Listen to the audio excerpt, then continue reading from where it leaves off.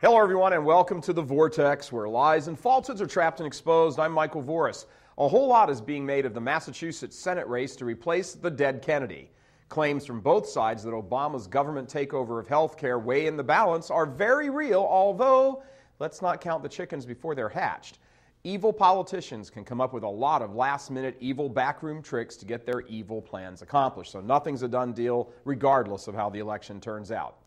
A day or so ago, MSNBC's Chris Matthews, a sorry excuse of a Catholic if there ever was one, actually made the pointless appeal to his viewers to remember that the Democrat, Martha Coakley, is Catholic, and Scott Brown, the surging Republican, is a Protestant.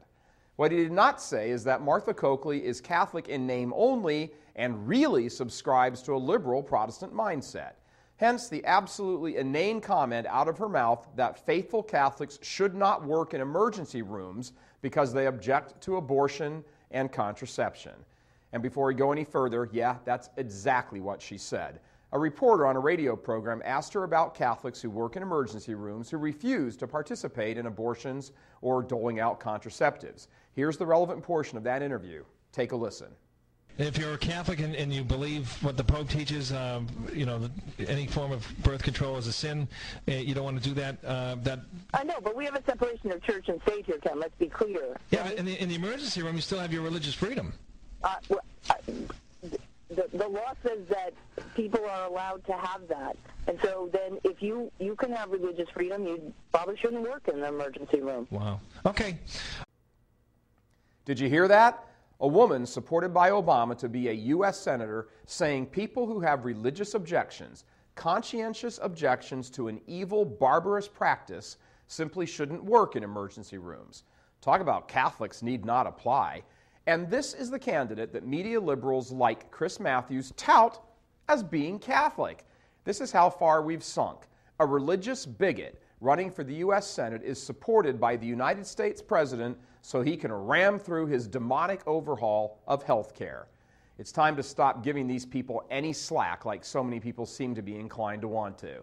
Obama and his cronies, allies, henchmen, and co-conspirators are simply evil. They're evil. They aren't simply misunderstood. It's most certainly not the case that they have good intentions and are simply mistaken in their approach. These people are evil to the bone. They care about nothing other than their own power, so they can use that to reshape the world in their own image, period. To be certain, they've always been around. It's just now they've found their champion in Obama, and they have coalesced around him. Faithful Catholics should not work in emergency rooms. That's what this woman said. This is the woman Obama wants to get elected. Of course, I guess no one should be surprised. The man he has in charge of making sure that school children are safe is a homosexual who supports statutory homosexual rape. Let me guess. Faithful Catholics should stay out of the nation's schools as well as the nation's emergency rooms. I'm Michael Voris. Please help us keep delivering these kinds of messages that so desperately need to be heard and acted on. Join RealCatholicTV.com today as a premium subscriber. Become immersed in the faith established by Jesus Christ. The Catholic Church is the only hope against evil because that is its God-given mission. As our Lord said, apart from me, you can do nothing. Join RealCatholicTV.com today as a premium subscriber and come to learn and love Christ more deeply.